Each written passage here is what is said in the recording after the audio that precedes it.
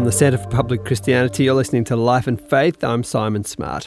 And I'm Natasha Moore. An eye for an eye, a tooth for a tooth. Actually, the passage in the Bible where this saying comes from goes a little further than that. Life for life, hand for hand, foot for foot, burn for burn, wound for wound, stripe for stripe. This principle of retaliation, that a person who has injured someone else should be penalised in a similar way to a similar degree, is the basis for many codes of justice around the world. And though it might sound harsh, it was originally meant as a way of containing violence, not letting it escalate into feuds that would go on and back and forth. Jesus, though, suggested a radically different approach. From his teachings, we now have sayings like, turn the other cheek and go the extra mile. But he wasn't advocating a passive response to a wrong. Rather, it was an active response. It just refused to repay like for like. The tradition of non-violence, of civil disobedience, stretches a long way back and turns up in some unexpected places. In fact, the first recorded instance we have of a person protesting an injustice using non-violent methods turns up in a play written by Sophocles in the 5th century BC called Antigone. Here's how it goes. The title character, Antigone, refuses to obey an edict from the king, who is a ruthless authoritarian and who also happens to be her uncle. The edict forbids her, or anyone for that matter, from burying her brother, Polynices, who's been killed in battle. Antigone so believed in the morality of burying her brother that she disobeyed the law and buried her brother. And she faced death, but that act of disobedience was the first recorded case where an individual challenged an unjust law. That's Dr. Maria J. Stephan, an expert in civil resistance movements. She's just completed a major study into whether nonviolent resistance actually works. We'll get to that in a bit. And she's a senior fellow at the United States Institute of Peace. From Antigone, let's fast forward to the 19th century, and you have Henry David Thoreau, an American poet and philosopher, who refused to pay taxes in protest against slavery and the US war in Mexico. Thoreau was arrested and he was put into jail, and he later wrote his famous essay on civil disobedience. And the main thesis of the essay on civil disobedience is that it is the moral duty of every citizen to disobey immoral and unjust laws. Then fast forward to Then, a century or so later, Mahatma Gandhi reads Thoreau in India and is fascinated by this idea of refusing to cooperate with an evil system. He took Thoreau's idea of individual civil disobedience and applied it on a mass level. So Mahatma Gandhi was the first one to develop an actual methodology of mass civil resistance and non-cooperation, which he used very, very effectively to challenge the British colonial regime from about 1916 to 1947. And I would say one of the most... An example of this was the 1930 Salt March. Gandhi and a handful of followers embarked on a 387-kilometre trek across Western India, picking up fellow activists along the way. They were protesting the fact that the British had essentially banned Indians from making their own salt. Indians to make their own salt. So Mahatma Gandhi by then had tens of thousands of followers, arrived at Dandi Beach, picked up water, which evaporated to make salt. And by doing that, he was engaging in mass defiance against the laws of the British colonial regime. Indians saw what he had done, and there was shockwaves sent across the subcontinent that this mass civil disobedience was possible and it was powerful. And that one campaign... Then there's the leader of the great civil rights movement of our time, Martin Luther King Jr., who considered himself a student of Gandhi and Thoreau and Jesus. Martin Luther King was able to apply the Christian notion of love and connect it to the Gandhian method of nonviolent resistance in a very powerful way. The idea that you can resist evil without violence, first and foremost. The idea that you can resist a system but still love individuals and treat them with respect and honor. The idea that evil must be resisted. It should never be normalized. And the idea that, mass nonviolent action can be a force for powerful change is a set of principles and a message that I think will endure the test of time. These ideas are enduring and extremely powerful, and we'll pick up on the connection between religion and peace building a little later. But first, there's a couple of niggling questions that often come up in discussions around the concept of nonviolence. For example, does it actually work? Or is it just a nice idea? How does it stack up against violent action? A few years ago, these were the questions that Maria Stephan and fellow political scientist Erica Chenoweth were grappling with. And we decided to study a basic fundamental question. Which form of resistance, violent or nonviolent, has been more effective historically against the most formidable of opponents? So, because we had been hearing often, nonviolence can work in democracies or against benign opponents, but against the tough, brutal dictators, it doesn't stand a chance. Or violence must be more effective than nonviolent action in these particular environments. So we fundamentally tested that proposition. This study involved gathering data on 330 campaigns between 1900 and 2006, some violent, some non-violent, and these were campaigns against formidable opponents, like an authoritarian regime or foreign military occupiers. Independence. And we came up with a very surprising finding to many that the nonviolent campaigns had been twice as effective as their violent counterparts in challenging these formidable opponents. So the nonviolent campaign succeeded 53% of the time compared to 26% of the time for the violent campaigns, which was a shocking and counterintuitive finding for many people. It resulted in the success in this study meant achieving their objectives, that the authoritarian regime was removed or foreign military occupiers withdrew as a result of the campaign. And, a lot of people were skeptical, dubious, how is it possible that the nonviolent resistance was more effective? Others were like, well, of course, it's got to be that case. It's got to be that way. So there have been varying reactions. At least this research provided solid evidence that you can do it nonviolently and win. There are a few reasons why this result seemed counterintuitive. For one, it feels unnatural. When a person or a group of people are oppressed and mistreated, it feels like the normal response would be to fight back. I mean, the natural instinct is to respond to violence with violence. When I'm talking with activists from difficult, repressive environments around the world, I completely empathize with them and understand why they want to respond in kind. It's a natural instinct. It's often therapeutic, but it's not strategic. And if you want to be victorious and you want to win as a resistor, you have to do what your challenger, your opponent, does not want you to do. And authorities and regimes often want protesters to use violence because it justifies their own violence in return, and it delegitimizes the movement. And so nonviolent... Then there are people like the philosopher Nietzsche who think nonviolence is weak. He described the idea of turning the other cheek as illogical and pathetic. Illogical and pathetic maybe, but pretty darn effective too, I would say. The stereotype or the connotation is that nonviolent action means pacifism. But in fact, nonviolent resistance is an active form of struggle that just involves different weapons.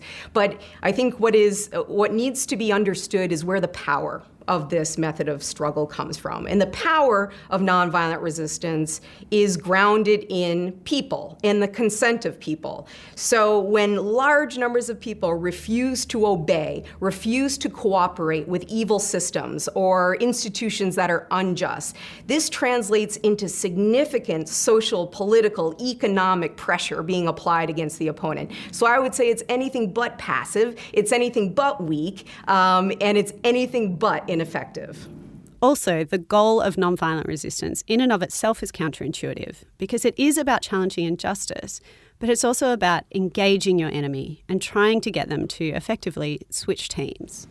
Your goal is not to kill, harm, or humiliate the opponent. Your goal is to win over the opponent to your side, which is very different, of course, from armed struggle or insurgency. So you recognize the humanity in the other, and you want to bring them on board to fight what is an unjust system.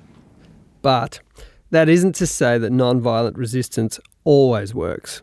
So the key ingredient of successful civil resistance is mass and diverse participation. So for example, we found in the study that the average nonviolent campaign in our data set attracted 11 times the level of participants as the average violent campaign. And the greater the number of people and the greater the diversity of participants, the more likely the campaigns were to succeed. So when campaigns are not able to attract mass participation, when there's significant disunity, so when there's no unity around goals, leaders, and tactics, that's usually going to be a sign that a movement won't succeed. If the campaign or movement is unable to maintain nonviolent discipline when faced with violence, that usually is a sign that it will not succeed. So nonviolent discipline, the ability to maintain a nonviolent posture when provoked or when violence is used against you, is one of the, if not the most important ingredients of successful nonviolent resistance. And you can bolster nonviolent discipline through training, through preparation, through anticipation of the violence that's coming, and knowing how to respond and what to do and what not to do. So, take the civil rights movement of the 1950s and 60s in the US. This was a hugely significant non-violent campaign. First, they had mass participation. It was a campaign that was led by Black leadership, that involved the churches, that involved white allies, and that involved a significant number of amazing nonviolent campaigns and tactics. So the Montgomery bus boycott was a classic example of African Americans refusing to ride the bus and pay the fees to the driver, which caused a significant economic effect on the owners of the bus system. The lunch counter sit-ins in Nashville. So it was a very methodical, strategic movement of movements that brought lots of different people, groups, organizations, sectors of society together and achieved remarkable gains and ended the system of apartheid in this country. And there was also that commitment to nonviolence, even in the face of violent opposition. Take, for example, the Selma March, where protesters faced off against police wielding water cannons, hoses, and batons. And they kept going. And people often ask, how did you maintain nonviolent discipline in this moment? And, a lot of that can be explained by, yes, the spiritual resources, the commitment to nonviolence, which was articulated by leaders like King and others.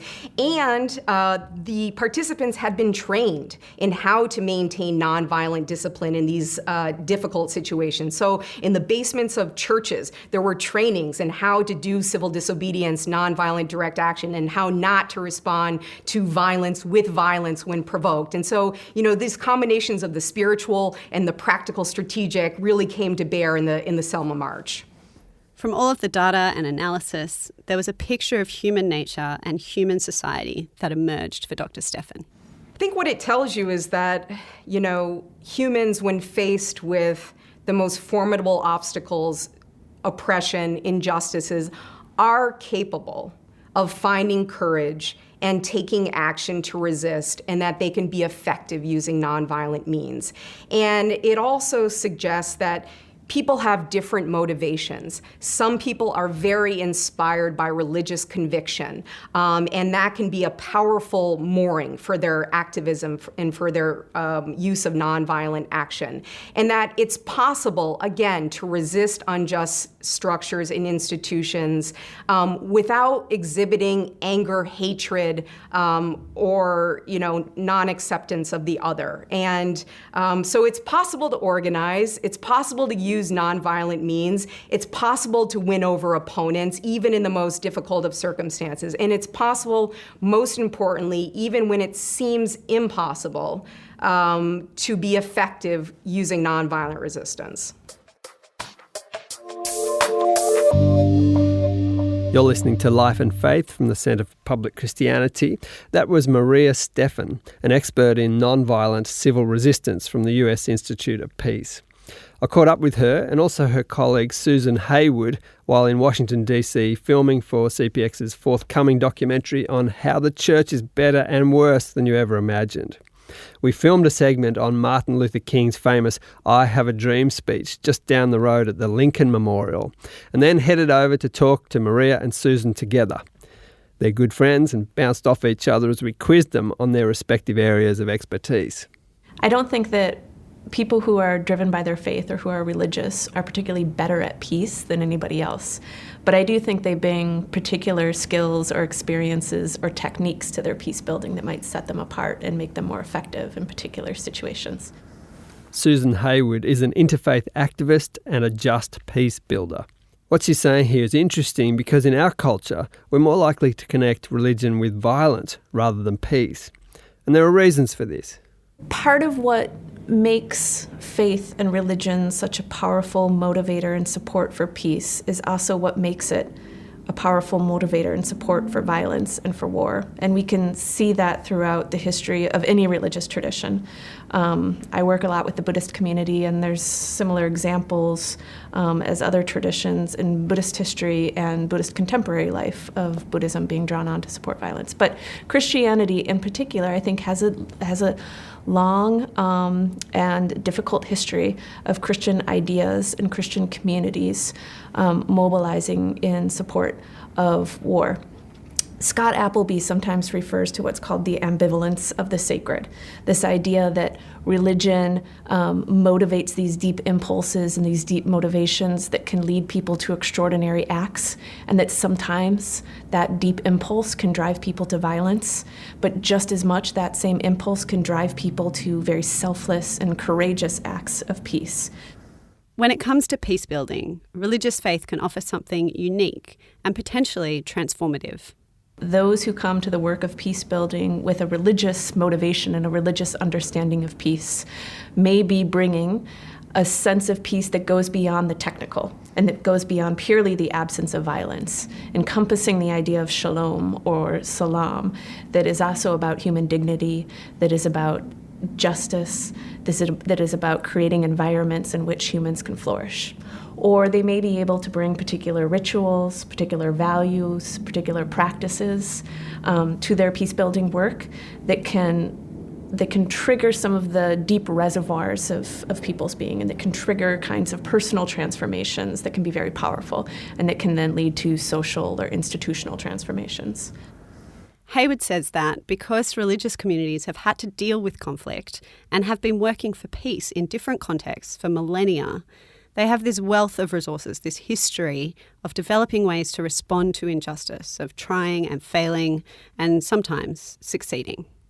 In the Christian tradition, many people draw from the rich history of the Christian just war theory. So beginning with Augustine in the 3rd century, up to Aquinas, to people like de las Casas in South America, who was arguing against the conquistadors, to Martin Luther King and others in the modern era. There has also, in the contemporary era, been this movement called Just Peace, which is sought particularly by Christian theologians and activists to recognize what kinds of practices can help build up sustainable peace so that situations of injustice can be best addressed nonviolently, so you can have environments in which people's human needs are met, so that international organizations are strong enough to be able to resist the pull to war by various countries as a means to try to mitigate the war. Of course, in the Christian tradition, the example of Jesus Christ as a peacemaker is what many peace-building movements and practices are built on. The teaching of Jesus and the practice of Jesus, and the ways in which Jesus was very consistent in arguing against violence throughout his ministry, and also the ways in which Jesus recognized issues of political injustice, economic injustice, social marginalization as issues that should compel Christians to create an environment that can be one of sustainable peace, one of shalom, in which all people live with human dignity. I think it can be a really powerful rhetorical exercise to ask people in situations of violence, and to ask Christians in particular, to think of the model of Jesus and how Jesus acted, what his ministry looked like, and what he said as a part of his ministry, and then to apply that to their current situation in order to make the case against violence and to hold them to that moral standard. Now, the challenge is that in Christian history, people have often, especially as soon as the the Roman Empire converted to Christianity and they had political power, they've always been able to make the case that violence is legitimate in order to achieve a legitimate goal, in order to achieve peace sometimes. So here's where I think the arguments of nonviolent resistance can be most powerful. Because if you can say back to them, but has violence ever helped us to really achieve the peace that we're seeking? Or are there nonviolent ways in which you can address this injustice and try to achieve peace that might be just as effective in reaching that goal, but also allowing us to continue to act as Jesus called us to act, as nonviolent resistors in the process? But it's not always straightforward. There are times in Christian history where people of good faith have determined that an act of violence was necessary because the situation was so egregious. So an example here would be Dietrich Bonhoeffer, right? During the midst of World War II, where in Germany he, along with other members of the confessing church, organized and designed an initiative to try to assassinate Adolf Hitler, saying that this was a legitimate, targeted use of force in order to address an injustice. Ultimately, he failed in that attempt, and it's contested by Christians on whether, at the end of the day, that use of violence was legitimate from a Christian perspective, on what Jesus would say in response to that. But certainly, as a person of morality and a person of faith, you can understand that impulse. Where religion really does some of its best work, according to Hayward, is in the aftermath of a violent conflict. And one of the best examples of this is the Truth and Reconciliation Commission, a restorative justice tribunal that was set up in 1994 in post-apartheid South Africa. It was a court-like setup that allowed victims to give statements about their experiences of gross human rights violations, and also allowed perpetrators of violence to give testimony and request amnesty from prosecution. The very idea of reconciliation is a very Christian, a very religious notion. It's about transformation and it's about redemption, which are very Christian concepts. And moreover, the needs in terms of bringing communities together, of healing individuals and communities who have suffered a great deal and experienced a great deal of loss, are things that spiritual resources, spiritual ideas and processes can lend a lot to. The very notion of a transitional justice and a reconciliation process that is based on ideas of confession or of testimony and of forgiveness and of reconciliation are based in part on Christian ideas of what's required in the aftermath of violence, or in the aftermath of conflict, or in the aftermath of some sort of a brokenness or wrong. And because both sides of the conflict there were primarily Christian and we're deeply religious, there was a shared narrative and a shared theological frame that could be used to bring people together and to drive this movement.